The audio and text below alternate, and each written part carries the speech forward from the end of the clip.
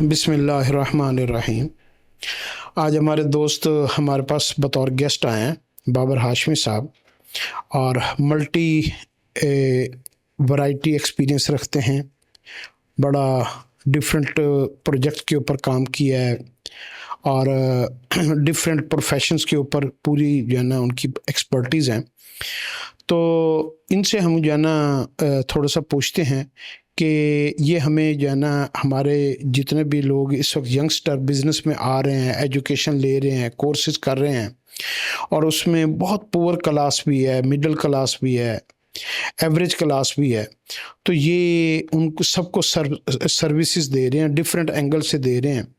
तो इनसे पूछते हैं कि पहले तो इनसे थोड़ा सा इनका तारुफ पूछ लेते हैं कि ये, तो बाबर साहब आप ये बताइएगा कि आप अपना थोड़ा सा ख़ुद तारुफ करवाएंगे कि आपका पर्सनल जो है ना, आपका कहाँ से स्टार्ट हुआ, क्या आपकी एजुकेशन है, आपने फिर कहाँ पे एज ए जॉब कहाँ भी किया है या बिज़नेस किया है, तो थोड़ा सा अपनी डिटेल ज़रा बताएंगे ज़रा आप। बिस्मिल्लाहिर्रहमानिर्रहीम। बहुत शुक्रिया जी। पहले तो मैं आपका शुक्रगुजार हूँ कि आपने मुझे जो है दावत दी, और ये माशाल्लाह आप एक बहुत अच्छा सिलसिला है जिसमें इंस्पिरेशंस हैं और लोगों के साथ जो है वो मोटिवेशन भी मिलती है। और इस तरह की गुफ्तगू आजकल क्योंकि बहुत अफरा तफरी सी है तो करने का मौका नहीं मिलता। तो मैं अपना तारुफ ये करवा दूं कि बेसिकली एक इनबिल्ट इंसान के अंदर एक जो एक सलाहियत होती है, तो मैं एक अच्छा जो अपने आप को अगर समझता हूँ तो मैं कम्युनिकेटर अच्छा हूँ, टीचर अच्छा हूँ, तो अपने आप को मैं टीचर समझता हूँ। करियर मैंने स्टार्ट किया बिजनेस से, बिजनेस एडमिनिस्ट्रेशन से मैंने एमबीए किया और साथ साथ मैंने बैंकिंग स्टार्ट की। लेकिन with in 3 years I felt that कि ये प्रोफेशन मेरे लिए सही नहीं है। मतलब मैं बैंक में जाता था, आता था, मेरे घर वालों के लिए तो ये बड़ी पेइंग सी जॉब थी कि जिसमें एक अच्छी सैलरी होती है, एक अच्छा फ्यूचर होता है, वाइट कॉलर जॉब होती है। हाँ, और लेकिन मुझे उसकी ना एक वो जो प्रोटोटाइप होता है ना, रोज एक ही काम और सिर्फ पैसे से रिलेटेड, तो यूनी लाइफ को आप उसको मतलब मैंने ना आफ्टर 3 years, मतलब I started my career after graduation in bank, और विद इन 3 years मैंने ना उसको। कौन सा बैंक आपने जो वो एक जब ये सिटी बैंक के साथ ही था, प्रूडेंशियल कमर्शियल बैंक, अब आजकल शायद वो सऊदी पाक के नाम से है या कुछ इस किस्म का, वो चेंज हो गया था। तो वो पहली ब्रांच थी फैसलाबाद में, तो 1996 में मैंने उसको ज्वाइन किया, और विद इन 3 years पूरे नहीं हुए थे तो मैंने रिज़ाइन कर दिया। तो मेरे बड़े भाई स्टेट बैंक में थे, उनके रेफरेंस से जॉब मिली थी, क्योंकि आपको पता है यहाँ पे जॉब मेरिट पे नहीं मिलती, रेफरेंस से मिलती है। तो एक ये भी ग्रज था मुझे। स्टार्ट में बंदे को ये भी होता है ना कि इमीडिएटली मुझे कोई ना कोई जॉब लेनी है, तो फिर बंदा कहता है यार जो भी जॉब आ रही है ना उसको आपने थोड़ा सा अंडरस्टैंड तो करना कि लाइफ शुरू कहाँ से करनी। नहीं सर, बस ऐसे मुझे ये लगता है कि हमें ना मेंटरशिप नहीं मिलती। मेरे फादर बहुत अच्छे मेंटर थे और उन्होंने एक चीज़ मुझ में बहुत मुझे कॉन्फिडेंस दिया। मैं बड़ा अल्लाह ताला उनको दर्जात बुलंद करे, उन्होंने मुझे फ्रीडम बढ़ा दिया। मैंने एफएससी के बाद उनको कहा कि मैंने पढ़ना नहीं है, मैंने काम करना है। तो जॉबियन थे तो हंसने लगे, कहते क्या करोगे? मैंने कहा मैं कुछ भी कर लूँगा, लेकिन मैंने जॉब नहीं करनी, मैंने बिजनेस करना है। कहते तुम्हें पैसे चाहिए? मैंने कहा हाँ जी मुझे पैसे चाहिए। तो मेरा एक दोस्त था, उनके कपड़े का बिजनेस था, तो वो मेरा मेंटर था। वो टारगेट आपका बिजनेस था, वो टारगेट उस वक्त था, एक इमेच्योर एज थी। तो 3 months के लिए हमने एक छोटा सा बिजनेस किया, और वो हमने पहले कोई मैन्युफैक्चरिंग का सोचा, फिर हमने ना कुछ ये जो पैकिंग मटेरियल्स है ना वो सप्लाई करना शुरू कर दिया इसका। लेकिन विद इन 3 months मेरा रिजल्ट आ गया एफएससी में, मेरी अच्छी 60% से ऊपर फर्स्ट डिवीजन थी, और मेरा शौक उतर गया कि ये बड़ा मुश्किल काम। तो मैंने गिव अप कर दिया। मैंने कहा मैंने आगे पढ़ना है। तो उन्होंने कहा जहाँ तुमने जाना तुम जाओ, पैसे की फिक्र नहीं है। हालांकि वो बड़े लिमिटेड इनकम से, बड़े हम मिडिल क्लास फैमिली से तल्लक रखते हैं, तो लिमिटेड सैलरी वाले के पास इतने पैसे नहीं तो होते। फिर बैंक से होते हुए फिर आपने फर्दर क्या किया? बैंक से छोड़ के मैंने जो है वो एजुकेशन को ज्वाइन किया। मैंने विजिटिंग फैकल्टी में पाकिस्तान कॉलेज को ज्वाइन किया। एमबीए की क्लासेस का मैं चीफ कोऑर्डिनेटर था वहाँ पे। फिर उसके बाद हमने एक वेबस्टर के नाम से स्कूल अपना पर्सनली मैंने शुरू किया, वो कोई 8-10 साल चलाया। फिर वो पाकिस्तान कॉलेज में ही मैं होके रह गया, 2009 में उसकी एक ब्रांच बनाई, फिर 2017 तक वो चलाई। इन द मीनवाइल एक दफ़ा जो एक प्रोजेक्ट मैंने किया स्कूल का, क्योंकि मुझे एक्सपीरियंस था 2007 में यहाँ पे लाहौर लाइसियम जो कि आजकल लेगेसी स्कूल है, वो हमारे फैमिली फ्रेंड है यासीन साहब, तो उन्होंने मेरे साथ वो उसको स्टार्टअप किया। तो उसकी एज ए प्रोजेक्ट हेड मैंने उसको सारा उसका एक एक जो चीज़ है वो मैंने डिज़ाइन की। लाहौर में वो एक डॉक्टर तारिक अजीज़ थे, प्रिंसिपल सेक्रेटरी थे मुशर्रफ दौर के, उनके भाई थे उमर अजीज़, उनकी वो फ्रेंचाइज थी। पहली दफ़ा फैसलाबाद में मैं लेके आया फ्रेंचाइज को, उस वक्त कॉन्सेप्ट नहीं था। तो वो हमारे फैमिली फ्रेंड थे मेरे, उनको वो प्रॉपर्टी का काम करते थे यासीन साहब। उन्होंने कहा जी रोज़ रेट लग जाता है प्लाट का, तो मेरा बेचण ਨੂੰ ਦਿਲ करता है, कोई ਇਹੋ ਜਿਹਾ काम करके मैं बेचण ਨੂੰ दिल ना करे। मैंने कहा जी 5 साल का तो वैसे ही आपको इसका रोज़ा रखना पड़ेगा, 4-5 साल लगेंगे। तो विद इन 3 years वो बैलेंस हो गया बहुत अच्छा। तो फिर मैं बाहर चला गया था, कुछ अरसे के लिए मैं दुबई रहा, वो भी बिज़नेस के चक्कर में गया था। वापस आके फिर कॉलेज लाइन, फिर हमने ये जो आजकल आईटी का है, ये CASD लाहौर का एक ब्रांड था, वो मैं इधर स्टार्टअप के लिए हमने किया। लेकिन कुछ गवर्नमेंट पॉलिसीज़ जैसे हम पहले भी ऑफर बात कर रहे थे, तो उसकी नज़र हो गया। और उसके बाद फिर मैं आईटी ट्रेनिंग और इंक्यूबेशन की तरफ आ गया, जहाँ पे ई-कॉमर्स है, कॉल सेंटर ट्रेनिंग है, डिजिटल मार्केटिंग को जो नया चीज़ है। तो बेसिकली क्योंकि स्टूडेंट्स के साथ रिश्ता बड़ा मजबूत रहा मेरा, तो मैं फ्रेश रहा। मैं अपनी जो हमारी जनरेशन एक्स है उससे निकल के जनरेशन वाई के साथ ज़्यादा अटैच रहा।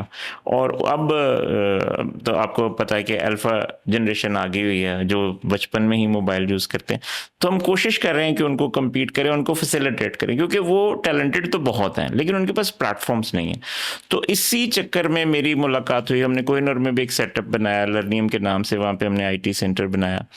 लेकिन क्योंकि सारी चीज़ें यहाँ पे इंडस्ट्रियलिस्ट और पैसे वाले करते हैं, हमारे जैसे लोग जो हैं वो किसी ना किसी के साथ कोलैब करते हैं। तो बिजनेस एंटरप्रेन्योर जो होता है ना, वो सबसे पहले अपना पैसा देखता है। कोई भी ऐसी सोच नहीं रखता कि हम लोगों के ऊपर लगाएं और लोग फिर वक्त के साथ दें। यहाँ पे क्योंकि फैसलाबाद का मिजाज ये है कि सूतर मंडी में शाम में जाएं और शाम को ही हिसाब करते हैं कि हमें कितने पैसे बचे। यहाँ पे आपको लर्निंग से गुजरना पड़ता है। फिर मैंने यही आइडियाज़ के साथ, हमारे एक दोस्त हैं सिस्टम फाउंडेशन के जो है ना, मेरे सीनियर है, मेरे बहुत ही, उन्होंने एक इदारा खोला हुआ। उन्होंने मुझे कहा कि तुम इसमें R&D करो, रिसर्च एंड डेवलपमेंट बहुत इंपॉर्टेंट है, इसमें अच्छे लोगों को ढूंढो। तो उन्होंने एक सेंटर जो है यहाँ पे खोला। उनके कोई 63 करीब ब्रांचेज हैं पूरे पाकिस्तान में, जो 2 साल में बिल्कुल अनपढ़ बच्चों को मैट्रिक करवा देते हैं, खासकर बच्चियां ज़्यादा हैं उसमें। 2 साल में अनपढ़ बच्चों को मैट्रिक करवा? जी, 2 साल में। उन्होंने एक किताब लिखी हुई है, इसे फाउंडेशन बुक कहते हैं। तो आई वॉज रियली इम्प्रेस्ड। उन्होंने 97 से ये इदारा खोला है, 16,000 बच्चे मैट्रिक कर चुके हैं, और ये वाहिद तर्ज का इदारा है जिसमें ट्रांसजेंडर्स, बॉयज़ एंड गर्ल्स, ज़्यादा फीमेल्स एंड ट्रांसजेंडर्स भी के लिए भी काम कर सके, क्योंकि उनके लिए कोई अपॉर्चुनिटी नहीं है सिवाय इसके कि वो नाच गाना करें या मांगने लग जाएं। उनको हम देखते भी अजीबोगरीब तरीके से, हालांकि ये कुदरत का काम है। तो उनके लिए भी उन्होंने उनको मैट्रिक की क्लास की, अब FA की क्लास की, अब वो वर्चुअल यूनिवर्सिटीज़ करें। तो उनके साथ मैं अटैच हुआ, और वहाँ पे हमने ये जो जड़ावाला रोड पे एक सेंटर बनाया, जहाँ पे हमने एक इन्वेस्टमेंट करके कंप्यूटर्स इंस्टॉल करके दिए। अब 2 सेंटर्स हमारे हो गए हैं कंप्यूटराइज, जहाँ पे बच्चे कुछ ना कुछ अर्निंग करना शुरू हो गए। ये वो बच्चे थे जिनके घर में शायद शीशे का ग्लास भी नहीं है, इनके पास मोबाइल्स भी नहीं थे। पहले हमने कोई ये टाटा बाजार से कोई ऐसे वेंडर्स ढूंढे जो उनको व्हाट्सएप पे फ़ोन्स लेके दिए, बहुत कुछ किया। यानी कि ये 3रा साल है इस काम के जो हमने IT इंडक्ट की। तो यहाँ से फिर मुझे ये लगा कि ये जो बिल्कुल बॉटम लेवल है, इनको तो हम लेके जा रहे हैं, तो जो एक मिडिल क्लास है वो भी काफ़ी पिसी हुई है आजकल। तो उनके लिए हमने 1-2 जगह पे सेंटर्स बनाए हैं जहाँ पे हम ट्रेनिंग्स भी दे रहे हैं। तो ये आज तक का सफ़र है। अब हम एक गांव में खोल रहे हैं सेंटर, जो ये। अच्छा, इसमें मेरा एक दो सवाल है। जब आप एजुकेशन में थे और आप पाकिस्तान कॉलेज के साथ अटैच थे और आप स्टूडेंट्स को MBA की जो है ना वो सारी एजुकेशन दे रहे थे, वो जो टाइम था, क्योंकि टाइम टू टाइम स्टूडेंट्स की, लोगों की मेंटालिटी चेंज होती है, उस टाइम पे स्टूडेंट्स की टारगेट्स क्या थे और आज के स्टूडेंट के टारगेट्स क्या हैं? उस वक्त स्टूडेंट जो पढ़ने आता था वो उसके ज़हन में क्या होता था? मुझे जॉब चाहिए, मुझे बिजनेस चाहिए, या वो पढ़ने के लिए कोई तसव्वुर ही नहीं लेके आता था, बस पेरेंट्स ने भेज दिया पढ़ने के लिए जी डिग्री लेनी है। उस वक्त आप स्टूडेंटों के साथ जब अटैच रहे तो उस वक्त हमारी जनरेशन की उस वक्त मेंटेलिटी क्या थी, और आज जब आप मुख्तलिफ कोर्सेज आप डिफरेंट एंगल से करवा रहे हैं, आज के स्टूडेंट्स की मेंटेलिटी क्या है, ये जो टाइम डिफरेंस आया है इसके ऊपर थोड़ा सा बताएंगे आप? अच्छा, ये बहुत ही आपने टेक्निकल सवाल किया है और आप बड़ी बारीक नज़र रखते हैं इस चीज़ पे। इसमें मैं थोड़ा एग्जैक्ट तो नहीं, कोई अपने एनालिसिस के मुताबिक बताता हूँ कि हमारा जो मैंने बताया कि जैसे कि मैं एक जनरेशन एक्स से हूँ या उससे भी पिछली जनरेशन से हूँ, मेंटोरशिप नहीं मिलती बच्चों को ना। मतलब बच्चे मशवरा ले रहे होते हैं। मतलब मैं आपको ये बताऊं, प्रैक्टिकल एग्जांपल बताऊं कि एक बच्चे से पूछा कि जी तुमने क्या बनना है, तो वो कहता है कि जी मैंने इंजीनियर बनना है। तो मैंने कहा तुम्हें किसने कहा? तो मेरे मामू ने कहा है। अच्छा, अब मामू क्या करते हैं? मामू की दुकान है। मतलब उनकी ख्वाहिशात से ही हमारी जो मेंटरशिप है ना, बच्चे का जो आपका सवाल है उसके ऊपर मैं आऊँगा कि जो उस वक्त बच्चा था ना, वो ये देखता था कि मैं किसी मिल में जॉब करूँगा। एमबीए था ना, क्योंकि हमारा बूम था, एमबीए को उस वक्त बूम चल रहा था, बीकॉम का, कॉमर्स का बूम चल रहा हाँ, था। कॉमर्स का 2001 से exactly। लेके 2009 तक ये जी। बूम था। तो बच्चे इस तरह से हमारे ऊपर गिर रहे थे विदाउट नोइंग एनीथिंग कि जॉब मार्केट क्या है, कंडीशंस क्या है, इंडस्ट्री ऊपर जा और रही इस है, नीचे जा एजुकेशन रही के है, फ्यूचर क्या है? फ्यूचर क्या है। अच्छा, वो उनके शायद कहीं दूर नज़दीक किसी बंदे का कोई बैंक में जॉब होगी, तो वो बड़ी ड्रीम जॉब होती थी, बैंक की जॉब। हाँ। आजकल तो मेरे जो कोलीग्स हैं वो ये कहते हैं कि यार बड़ा अच्छा किया तुम टाइम से निकल गए हो, कम से कम हेल्दी हो। मतलब बीमारियों का गढ़ बन चुके हैं। अभी मैं तो अल्हम्दुलिल्लाह किसी बीमारी का शिकार जो नहीं लोग हूं। बैंक की जॉब कर चुके हैं ना, उनका विजन डिफरेंट हो, बहुत डिफरेंट है। मतलब उनके लिए वो कहते हैं कि हमारे लिए ये जॉब अच्छी है, हमारे बच्चों के लिए बहुत अच्छी है, लेकिन हमारे लिए अच्छी नहीं है। हम इतना स्ट्रेस लेते हैं, विजन हम कभी दे ही नहीं पाए बच्चों को। ये हमारा अलमिया है। ये अगर आप ये काम आप कर रहे हैं, जिस तरह से आपकी मैंने बातों से अंदाजा लगाया कि आप छोटी छोटी चीजों को नोटिस करते हैं, ना हमने विजन पहले दिया और ना आज दे रहे हैं।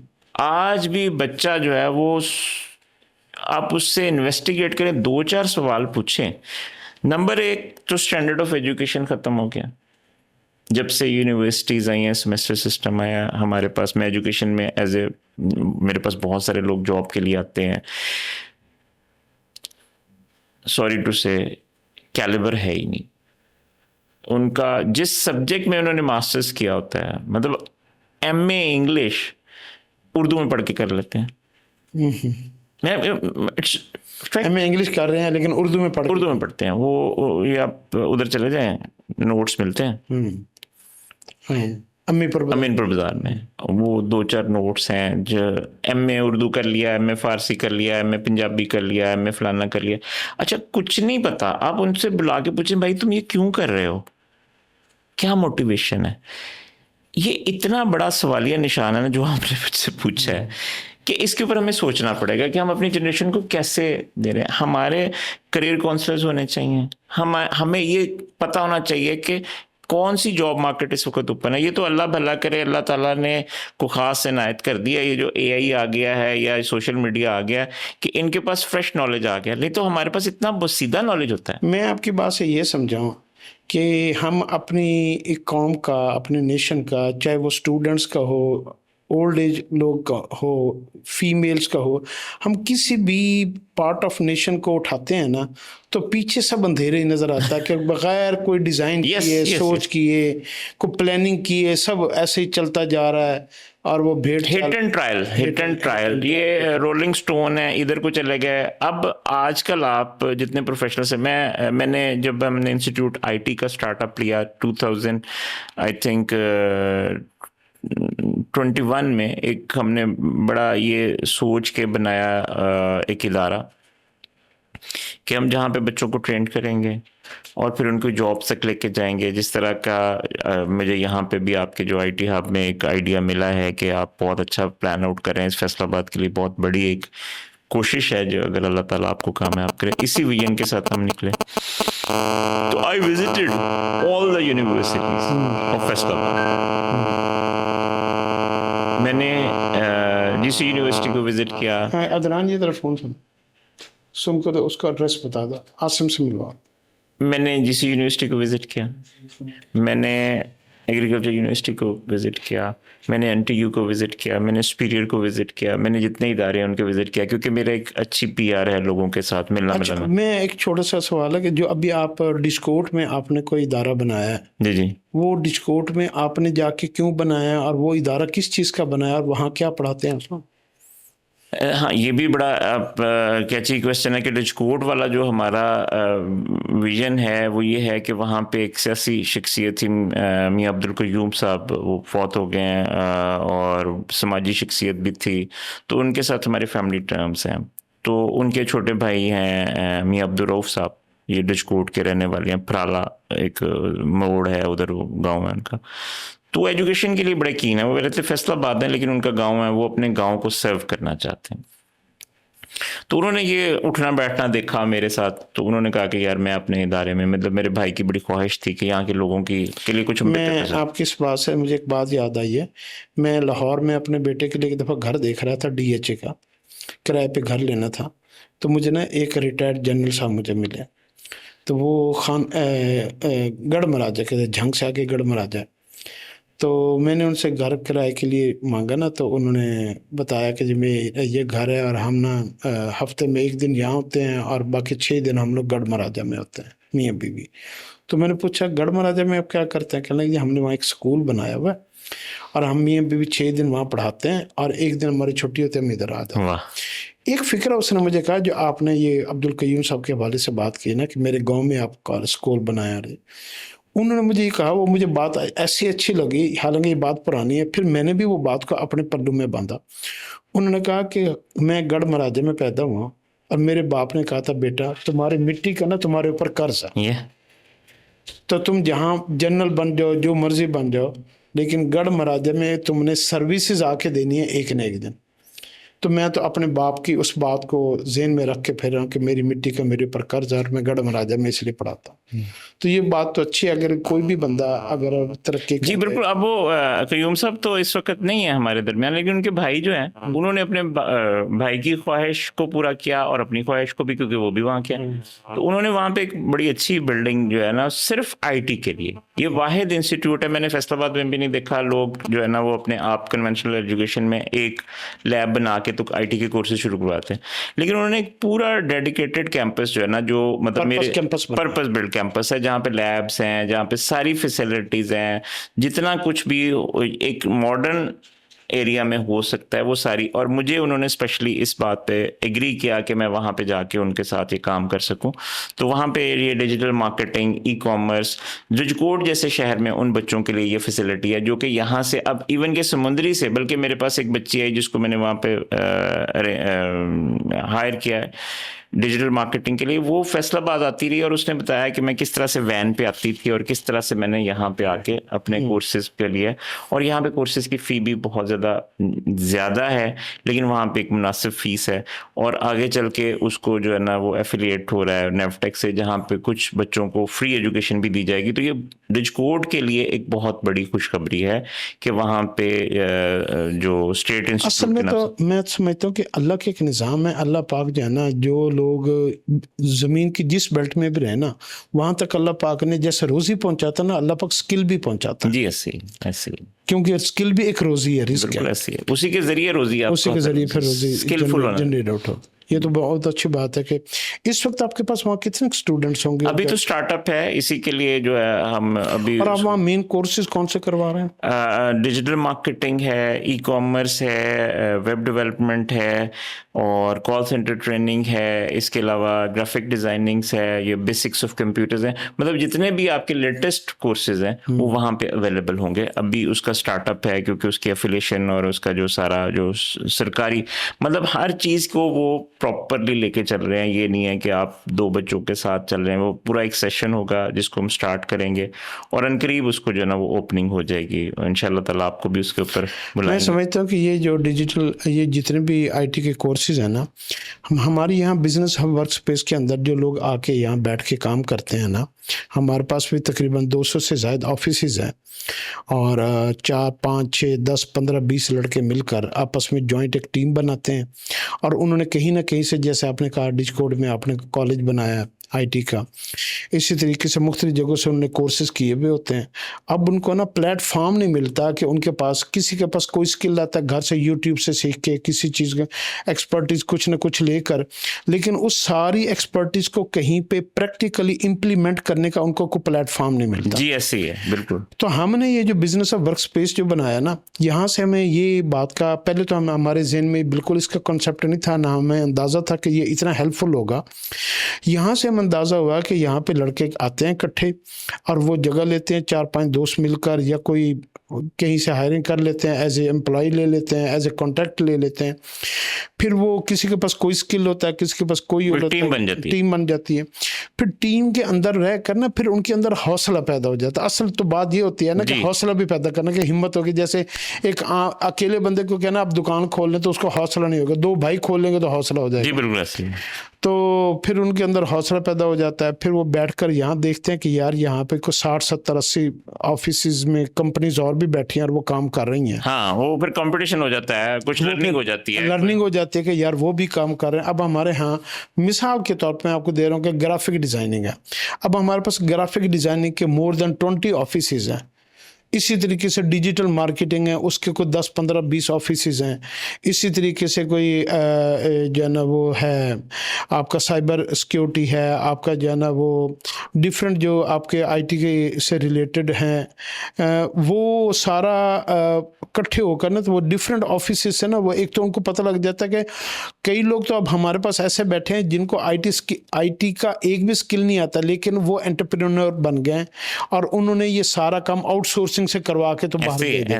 ऐसे तो ये मतलब उन्होंने एक अच्छा सा कॉम्बिनेशन पकड़ा और उसको जो है ना, उनके पास जो एंटरप्रेन्योरशिप, बेसिकली मेरी जो फील्ड है वो भी एंटरप्रेन्योरशिप की है। मेरे पास भी आईटी की, I am not a professional in any kind of IT education, लेकिन मेरी सब के ऊपर नजर है, क्योंकि एमबीए में भी हमने 18 सब्जेक्ट्स पढ़े थे, किसी में भी हम एक्सपर्ट नहीं थे।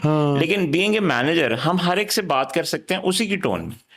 हमें उतना पता है, बेसिक लैंग्वेज का पता है। अब आईटी में भी अगर ई कॉमर्स है, मतलब मैं तो उसको बड़ा अच्छा एलैबोरेट कर देता हूँ, बहुत सिंपल सा, मुझे टर्मिनोलॉजीज अंडरस्टैंड हो गई हैं।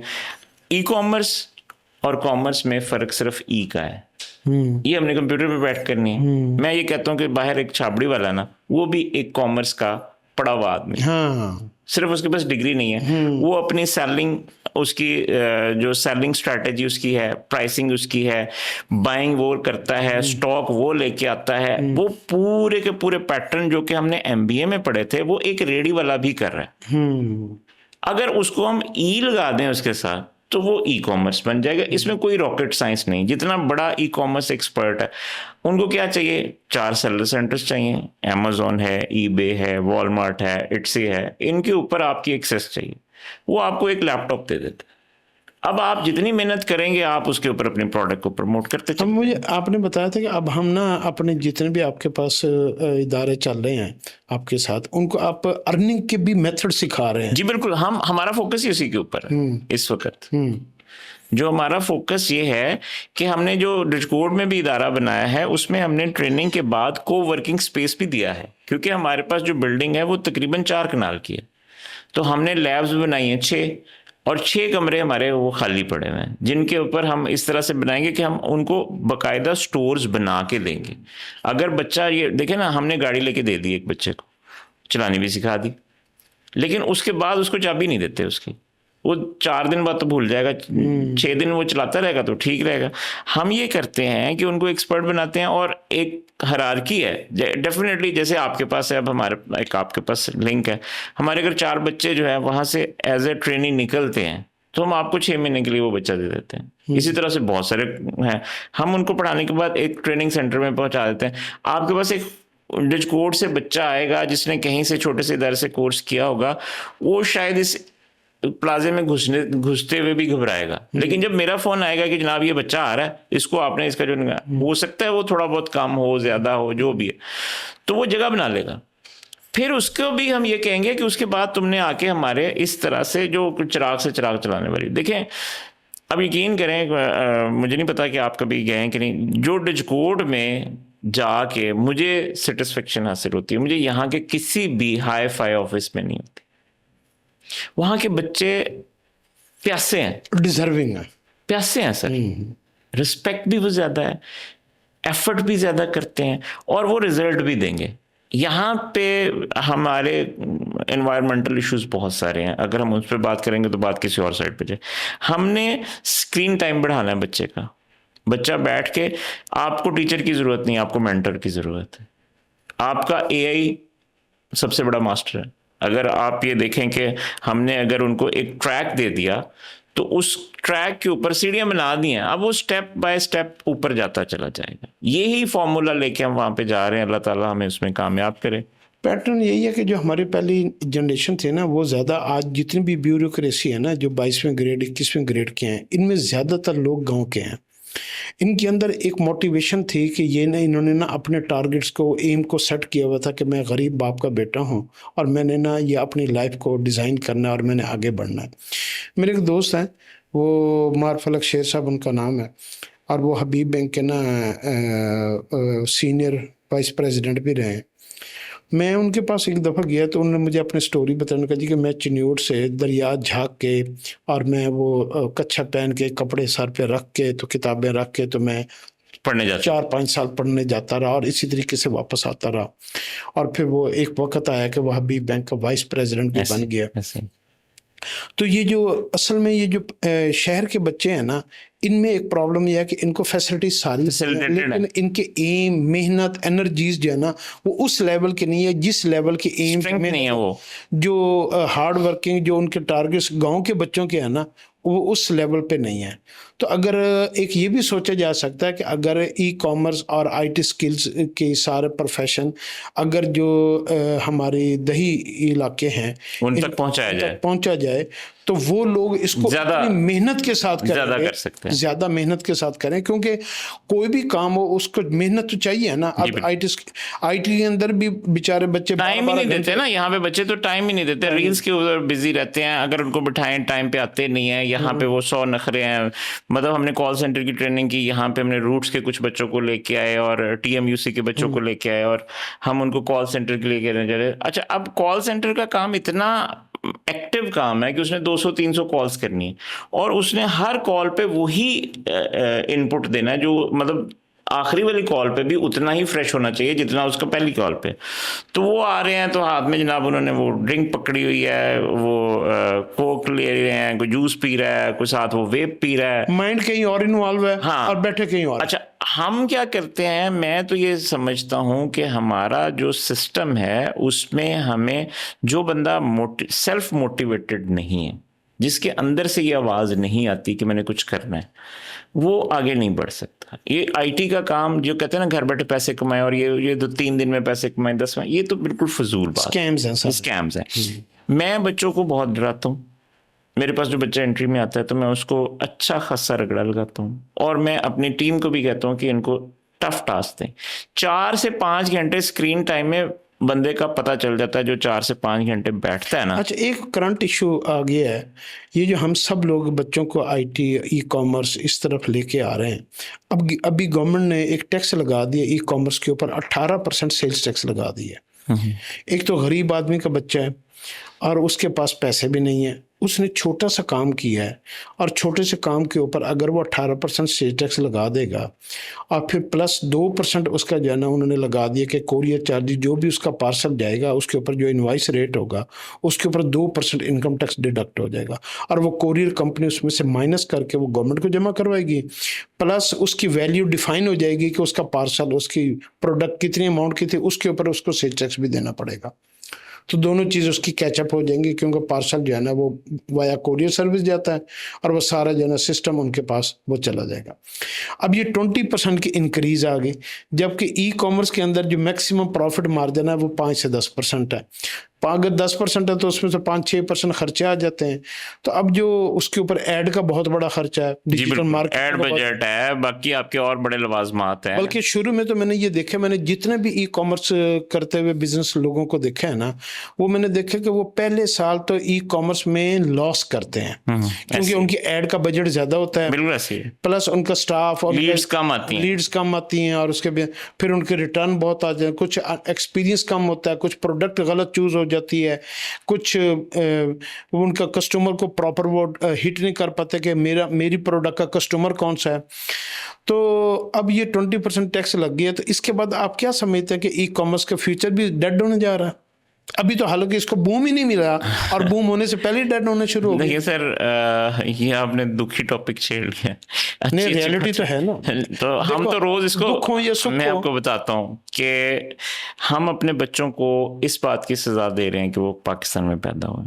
ई कॉमर्स तो इतनी दुखी फील्ड है, जितना इसको दबाया जा रहा है ना, मैं बता ही नहीं सकता।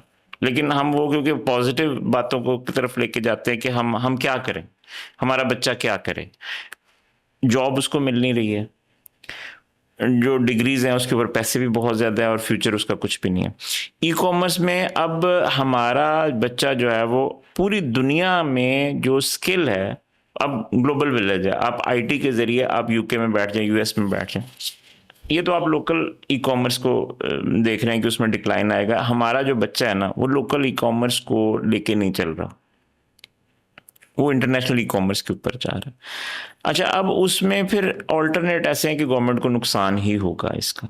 मैं ये कहूँगा कि ये इनकी अकल के अंधे ही हैं, ये पता नहीं, ये समझते नहीं है कि इकोनॉमी कैसे ग्रूम करते हैं, या इकोनॉमिक्स पढ़े हुए ही नहीं है, ये क्या कर रहे हैं। ये जो आपने बात की कि उसको इनकरेज करना चाहिए, ये उसके ऊपर टैक्स लगा रहे हैं। भी उसको ग्रो तो करने दें। देखें, जो पिछली गवर्नमेंट थी, उस वक्त हमारा जो इंटरनेशनल लेवल पे हमारा ई कॉमर्स का टैक्स था, वो बिल्कुल भी नहीं था। इमरान खान के दौर में ये बिल्कुल नहीं था। अच्छा, उसके बाद जब इन्होंने उसके ऊपर भी टैक्सेस लगाना शुरू किया, अब क्या है कि हमारा बच्चा जो है ना, वो एनी डेस्क पे काम करता है, वो यूके का ही बंदा ढूंढता है, यूएस का ही बंदा ढूंढता है, वो पैसे वहां पे ही नहीं लेके आता। पाकिस्तान में आ ही नहीं रहा फॉरेन एक्सचेंज। मोस्टली कंपनीज या तो शिफ्ट हो गई हैं, वो वहां पे ही अपने लोकल अकाउंट। अब आप मुझे ये बताएं कि इनके सर में कोई एक पत्थर ही बजा हुआ है। मैं तो ये कह सकता हूँ कि अगर वो थ्रू प्रॉपर चैनल इस बैंक में पाकिस्तान में खोलें, तो कितना फॉरेन एक्सचेंज आए यहाँ पे। जो आप बात कर रहे हैं ना बाहर से कि हमारा बच्चा बाहर के साथ होना, वो ई कॉमर्स का बच्चा नहीं है। वो बच्चा है जो आईटी से रिलेटेड स्किल को बेच रहा है। मिसाल के तौर पर वो वेब डेवलपमेंट बेच रहा है। नहीं, मैं ई कॉमर्स की बात कर रहा हूँ। वॉलमार्ट पे, अमेजोन पे, ईबे पे, इट्सी पे, ये 4 प्लेटफॉर्म्स हैं जो यहाँ से पहले हो जाता था। एक तो यहाँ पे बैन हो गए हैं सारे के सारे, यहाँ से वो फिजिकल वेरिफिकेशंस मांगते हैं। पाकिस्तान में ये तो टैक्सेस का तो एक अलग इशू है ना, आपका कहीं से भी नाम भी आ जाता है कि आप पाकिस्तान में, तो आपका अकाउंट ब्लॉक होते हुए मिनट भी नहीं लगता। अब प्रोसीजर हम क्या कर रहे हैं, मतलब हम खुद ये काम कर रहे हैं, मतलब बेसिकली हमने वो प्लेटफॉर्म जनरेट किए हैं जो हमारा बच्चा काम करता है। हमने, अब आपका एक भाई गया हुआ है यूएस में, आपने उसको कहा कि भाई अपना जो तुमने जो SSN नंबर होता है, सोशल सिक्योरिटी नंबर जो होता है, वो आप देते हैं अमेरिका का। वो कहेगा ठीक है, SSN नंबर दे दिया, अपना घर का बिल दे दिया, उसके ऊपर हमने अकाउंट जनरेट कर दिया। हाँ, जनरेट हो गया। अमेजोन का हो गया, अमेजोन का अकाउंट बन गया, ईबे का बन गया, वॉलमार्ट, हमने सारे प्लेटफॉर्म से अपना बना दिया। उसी के नाम पे हमने प्रोडक्ट वहाँ पे डिस्प्ले कर दी। काम हम यहाँ पे बैठ के कर रहे हैं, हमारा बच्चा कर रहा है। अच्छा, हमने उसके साथ एक परसेंटेज तय कर दी। उसने कुछ भी नहीं करना, तो हमने उसको 5% जो है ना उसमें से देते रहना। अब बाकी पैसा जो है ना वो हमारे पास आना है, लेकिन वो उसके अकाउंट में जाना है।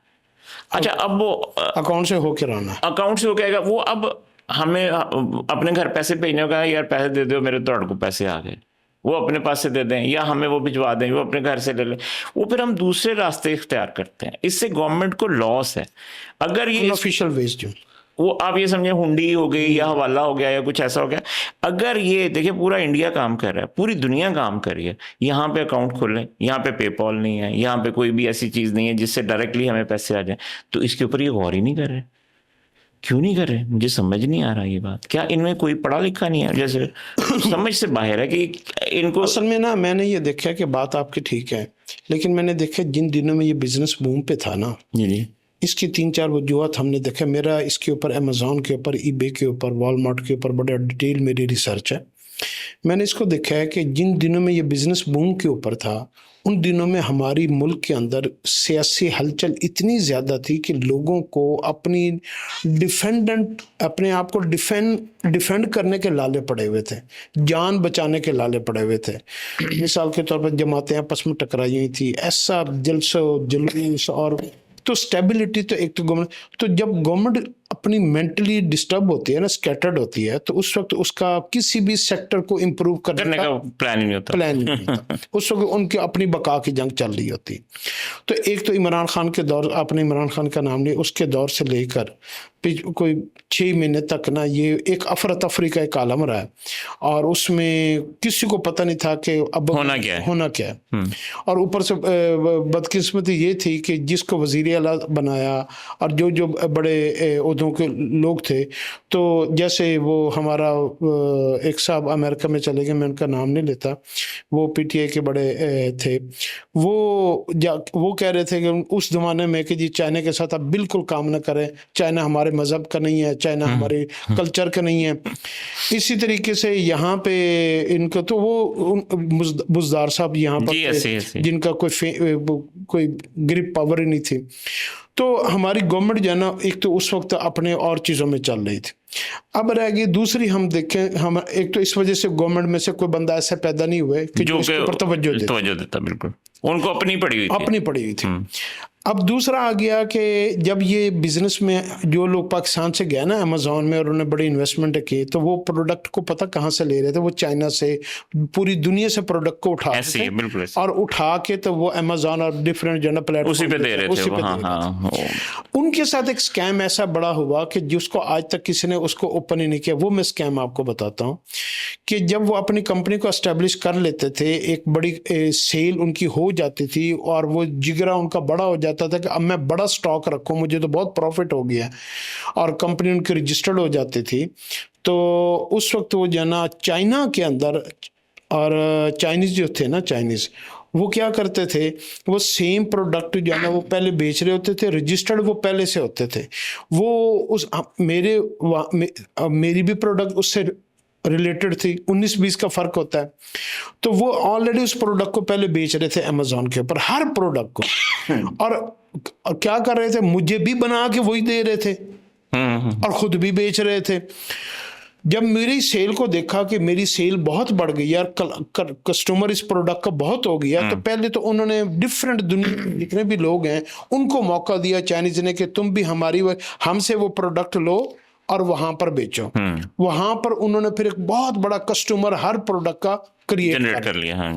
फिर उसके बाद उन्होंने क्या किया, उन्होंने वहां पर गवर्नमेंट के अंदर जाकर उसकी कॉपीराइट में चले गए कि ये तो हमारी है, ये तो हमारी है, ये तो लोगों का बेड़ा गर्क कर दिया। और उन्होंने वो सारा जितना हमारा स्टॉक पड़ा हुआ था, जितनी पेमेंटें पाकिस्तानियों की अमेज़ॉन की तरफ पड़ी हुई थी, वो सारी होल्ड हो गई कि वो ये तो कॉपीराइट आ गया, ये तो कॉपीराइट आ गया है।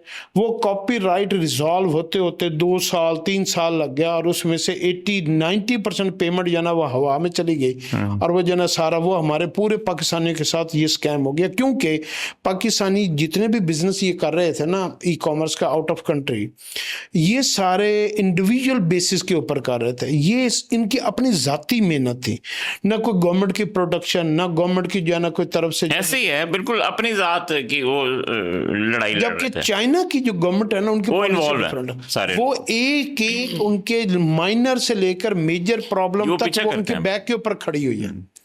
और वो उनका कहीं पे भी कोई पैसा रुकता है तो वो इमीडिएटली उस गवर्नमेंट को जो है ना वो इंडिकेशन देते हैं कि यहाँ पे फंस गए हम, यहाँ पे हमें हेल्प करो। यहाँ पे तो कुछ भी नहीं, यहाँ पे तो हमें उल्टा कहते हैं कि जो तुमने कोई डंडी मारी होगी, तुमने ये किया होगा। पहले तो हमें पूछते हैं, बल्कि ये पूछते हैं तुम्हारे पास पैसा आया कहाँ से, मनी ट्रेल दो। तो ये हमारे साथ एक तो हम ई कॉमर्स में इस हिसाब से हम बहुत मार खा गए, बहुत ज्यादा है। तो लेकिन फिर भी ये है कि अब हम लोकल ई कॉमर्स की बात करें तो मैंने देखा ये जब ये आपका टैक्स आ गया? ये तो अभी टैक्स है। इससे पहले मैंने देखा मेल फीमेल ये सारा ना लाहौर शालमी में, कराची जो है ना बोल्टन मार्केट और पिंडी में बड़ा बाजार में होलसेल मार्केटों से बड़ी बड़ी यंग बच्चियां बच्चे वो जाते हैं 5-10 लाख रुपए का माल उठाते हैं, कॉस्मेटिक, ज्वेलरी, पर्सेज और क्लोथिंग एटसेट्रा एटसेट्रा। तो वो सारा चीज़ें उठा के तो वो ऑनलाइन आके, चूँकि उनको थोड़ा बहुत विजन है ई कॉमर्स का, पढ़े हुए हैं, कोई MBA किए हुआ है, कोई ग्रेजुएशन की हुई है, अमीरों के भी बच्चे हैं, मिडिल क्लास के भी हैं, तो वो उसके ऊपर चीज़ें लगा के उनको 5 लाख वाली आइटम उनकी बिक गई 8 लाख की, किसी की 10 लाख की, वो शेयर होते होते तो वो काफ़ी सारे ई कॉमर्स में आगे चले गया। अब जब ये बिजनेस को उन्होंने थोड़ा सा पूरे पाकिस्तान में ई कॉमर्स से फैमिलियर हुआ है तो साथ ही ये टैक्स लेकिन मैं आपको पॉजिटिव थिंकिंग है, ऑप्टिमिस्टिक होना चाहिए, होपफुल भी होना चाहिए। नहीं, मैं एक इसमें अब सॉरी मैं आपकी बात कर रहा हूँ। अब मैंने इसके ऊपर एक अपना रिसर्च किया है कि ये टैक्स क्यों लगा है। ये बात इंपॉर्टेंट है कि ये टैक्स लगा क्यों है। इसकी 2 वजूहात है इंपॉर्टेंट। एक वजूद जो सबसे बड़ी वजह है ना वो ये है कि जितने भी हमारे बड़े ब्रांड है ना उनका तोड़ जो थे वो छोटे ई कॉमर्स वाले थे। मिसाल के तौर पर हमारे यहाँ खाड़ी है, सफ़ायर है, सना सफिनाज है और दिस एंड डेट, ये क्लॉथिंग ब्रांड है। इनके यहाँ पे जो रेप्लिका वाले थे वो same quality of fabric, same print, same design बनाकर तो वो उससे 70% डाउन प्राइस पे बेच रहे, यानी 30% के ऊपर बेच रहे थे। तो बड़े ब्रांड को उन्होंने वो हिट कर रहे थे। इसी तरीके से बाकी प्रोडक्ट में भी जो बड़ी कंपनी थी उनके छोटे जो है ना उनके कंपटीटर थे, छोटे छोटे दुकानदार, छोटे छोटे, उनके लिए हर्डल बन रहे थे। उनके लिए हर्डल। ये जो बड़े लोग होते हैं ना, बड़े ब्रांड वाले, बड़े नाम वाले, बड़ी कंपनीज, ये क्या करते हैं कि ये गवर्नमेंट के ऊपर डायरेक्टली इनडायरेक्टली ऐसा उनको कन्विंस करते हैं। एक तो गवर्नमेंट भी ये समझती है, गवर्नमेंट के अंदर ना पैरामीटर बड़ा अजीब सा है। गवर्नमेंट जब भी कोई पॉलिसी बनाने लगती है ना तो गवर्नमेंट छोटे सेलर से, छोटे बिजनेसमैन से मशवरा नहीं लेती। नहीं, वो बड़ों से लेती है। वो हमेशा लेती है बड़ों से कि यार इसने मुल्क को बचा लिया। हालांकि वो बड़ा वाला तो ये मशवरा दे रहा होता है मैं कैसे बचूं, मैं ये छोटे निकलेंगे तो मेरी प्रोडक्ट पूरी। और हुआ पिछले चंद सालों में क्या हुआ है कि छोटे जितने भी ई कॉमर्स के ऊपर सेल करने वाले लोग थे ना, छोटे बिजनेसमैन, इनके आने की वजह से ब्रांड वालों की प्राइसेस आधी डाउन हुई थी और उन्होंने डिस्काउंट 50% और डिस्काउंट 70% तो ये लगाने पे मजबूर हो जाते। वो शिफ्ट हो गया था, क्लाइंट उनका शिफ्ट हो गया था, तो उनको था बड़ा लॉस। और इसकी उनको वो ग्रीज भी बहुत था कि ये क्यों शिफ्ट हुआ है। तो उन्होंने एक तो उनकी सारी एक पूरी गैदरिंग है, पूरा एक टीम वर्क है, आपस में कोलैबोरेशंस हैं, वो सारा डेलीगेशन बन के तो उन्होंने गवर्नमेंट को ना मशवरा दिया कि घेर लिया पट्टियां पढ़ाई जनाब, ये इसके ऊपर आप टैक्स लगाए, हम टैक्स दे रहे हैं 18%, ये नहीं दे रहे क्योंकि वो ऑलरेडी दे रहे हैं। और वो भी कैसे दे रहे हैं, वो जनाब उन्होंने अगर उनके 100 प्रोडक्ट बिकती है ना वो 33% के ऊपर टैक्स दे देते हैं और 67 को जो है ना वो जेब में रख लेते हैं, टैक्स उनसे ले लेते हैं। वो 33% भी उनको बच जाता है, 33 और भी बच जाता है उनको। तो उसके ऊपर चेक एंड बैलेंस है कोई नहीं। तो ये बड़े ब्रांड वाले जो है ना वो इस तरीके से उन्होंने अपने आप को रिच एंड रिच कर, जबकि उनकी कॉस्ट भी ज्यादा है। और वो तो छोटे ब्रांड वालों का अब ये देखिए नेक्स्ट 5 सालों में सारे छोटे रिटेलर को और छोटा बिजनेसमैन को इन्होंने मार्केट में से किक आउट करके तो ये अपनी प्राइसेस को फिर वो स्टेबल करके उसी प्राइस के ऊपर ले जाएंगे। प्लान यही है बिल्कुल। तो ये अब, और दूसरी बदकिस्मती ये है कि हमारी जो गवर्नमेंट में जो पॉलिसी बनाने वाली ब्यूरोक्रेसी है ना वो 18वें ग्रेड से लेकर 22वें ग्रेड तक, आप यकीन कर लें उनको बिजनेस का अली बे का नहीं पता। बिल्कुल, मैं यही तो कह रहा हूँ, सेंस ही नहीं है। और वो छोटे को तो ऐसा वो डी ग्रेड लेवल के ऊपर वो समझते हैं और बिजनेसमैन से तो वैसे अछूत समझते हैं। और बिजनेसमैन से वैसे भी थोड़ी सी वो खार रखते हैं ब्यूरोक्रेसी वाले। वो बैठ के एसीओ वाले कमरे में उन्होंने पॉलिसीज बनानी है। अब गवर्नमेंट उनको ये टारगेट देते हैं कि मुझे आमदनी चाहिए, मुझे बजट में जो है ना मुझे रेवेन्यू चाहिए, मुझे पैसा ज्यादा चाहिए। तो वो जब वो ये सारी बात करते हैं तो उसके लिए वो फिर देखते हैं कि यार हम कहाँ पे टैक्स नहीं लगा, हम वहां पे लगा दें। वो ये नहीं देखते कि इससे बेरोजगारी, इससे फ्यूचर कितना ज्यादा होगा, इफेक्ट कितना होगा। मैं कह रहा हूँ ना कि इनको इकोनॉमिक्स का पता ही नहीं है, इकोनॉमिक्स का पता ही नहीं है कि ये कहाँ से तो इन्होंने इकोनॉमिक को ग्रोथ करने के बजाय वो और डेड कर देते हैं। पैरामिड की तरह से होती है कि नीचे ये टॉप के ऊपर देखते हैं जो कि थोड़े से लोग होते हैं, जो कि जैसे आप ये शुगर माफिया को देख लें, गन्ने वाले हैं कितनी मिले हैं, ये मैं एक दिन देख रहा था, ये 20-25 खानदान है। आपने बिल्कुल सही पिन पॉइंट किया। तो ये किसी ना किसी तरीके से इनकी रूट्स हैं और ये अपनी तरफ ये कर लेते हैं। खैर इसके ऊपर तो अब हम कुछ भी नहीं कर सकते, तो खैर कर दे हमें तो इन्हीं, वो कहते हैं इन्हीं पत्थरों पे चल के अगर आ सको तो आओ। तो हमने तो इसी मुल्क में रहना है। मैंने 1-2 दफा मीटिंग्स की इस हवाले से, मेरी जब हमने इसको स्टार्टअप लिया तो इसमें मैं आपको छोटी सी एक बात बता दूं जिससे आपको थोड़ा हौसला हो जाएगा कि हमारी जो नई जनरेशन है जो खासकर इस कामों से निकली, वो ना मुतनफ़र हो चुकी है इस मुल्क से। अगर आप किसी सक्सेसफुल ई कॉमर्स एक्सपर्ट से देखेंगे ना, हम और आप अपने गांव की बात कर रहे हैं, हमारी एसोसिएशंस भी हैं, हमें ये अपनी गलियां भी अच्छी लगती हैं, they never talk about this. वो खैर बात कह चुके हैं, ये बात हमारे लिए बड़ा लम्हा फिक्रिया है, वो इस तरह से कंसर्न नहीं है। आप जैसे बैठ के सोचते हैं, जैसे मैं सोचता हूँ कि यार ये बाकियों का कब बना। मैंने जिस दिन पहले दिन ई कॉमर्स एक्सपर्ट से, नेबलर्स का जो एक हेड था, उससे मीटिंग की, तो मैंने कहा हम ये इंस्टीट्यूट यहाँ पे बनाएंगे, इतने बच्चे आएंगे, इतने फलाना आएगा, इतना फलाना आएगा, उनको हम ऐसा करें। तो कहते हैं अंकल आप इसको छोड़े, आप दुबई में मेरे साथ चलें और वहाँ पे हम सेटअप एक छोटा सा बनाते हैं, so we will manage a good business over there. मैंने कहा भाई मैंने नहीं जाना, मैंने इस उम्र में क्या जाना है। तो कहते यहाँ पे रह के करना क्या है, ये हमारा फैक्ट है। ये जो आप बात कर रहे हैं ना, हमारी यंग जनरेशन यहाँ मुल्क से मायूस है। जनरेशन गैप जो है ना, हम जिस जनरेशन से मैं और आप लोग हैं, हमारे अंदर ना लॉयल्टी टू आवर कंट्री ये अभी भी मौजूद है।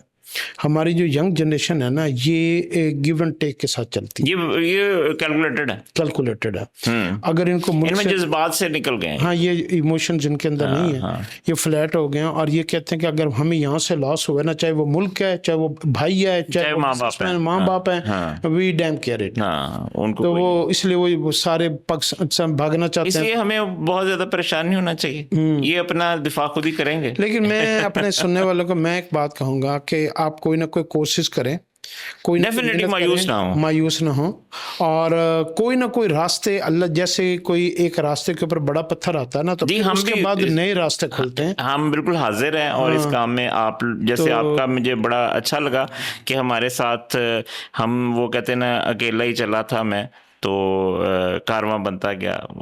मैंने अपनी जिंदगी में भी देखा है, आप कभी ट्रैफिक में फंस जाए ना, तो आपको यूं लगता है यार यहाँ 2 घंटे लग जाए, लेकिन अगले 20 मिनट्स में कुछ ना कुछ हो जाता है। तो ये फाइनल मैसेज तो यही है जी, आपकी तवज्जो से मैं भी ये कहना चाहूँगा कि जैसे हम काम कर रहे हैं, आप लोग अपनी अपनी जिम्मेदारियों से अल्लाह को राज़ी करने की कोशिश करें, अपने इर्द गिर्द वालों को। बहुत सारे पैसे से कुछ भी नहीं होता, हमने भी बहुत सारी अपॉर्चुनिटीज़ को मिस करके अपना शहर छोड़ के गाँव में जा रहे हैं। तो इस तरह से फैलें, एक चिराग से चिराग जलाएं लोगों के। तो जैसे आप यहाँ पे खिदमत करें, हर बंदा अपनी जगह पे बैठ के काम करे और इस मैसेज को कि अर्निंग की तरफ जाएं, सबकी तरफ फैलाएं। मैं वैसे जितने भी जो लोग आईटी के कोर्सेज किसी भी टाइप का वो कोर्स कर रहे हैं ना, मैं ये समझता हूँ कि वो कोर्स ज़रूर मुकम्मल करें। विदाउट कोर्स, विदाउट स्किल जो है ना, लाइफ बिल्कुल जो है ना डेड है। उनको समझ नहीं आती मैंने शुरू कहाँ करना है। आगे फ्यूचर में डिग्रीज की वैल्यू की निस्बत ना कोर्सेज की और स्किल्स की ज़्यादा ज़रूरत है, क्योंकि अब आप को एजुकेशन तो जो है ना नेट से मिल जाएगी और गूगल और पता नहीं कितने प्लेटफॉर्म और आ गए, एआई आ गया, चैट जीपीटी आ गया, सब कुछ आ गया। तो लेकिन अब ये जो हमारे पूरे पाकिस्तान में अब ये जो वर्क स्पेस का कॉन्सेप्ट शुरू हो गया ना, इससे बहुत बेहतरी आएगी। इससे लोग एक दूसरे के साथ नेटवर्किंग में ऐसे मिलजुल के काम करते हैं और कोई ना कोई रास्ता निकल आता है। बहुत शुक्रिया बाबर साहब, अल्लाह बहुत शुक्रिया जी, थैंक यू वेरी मच।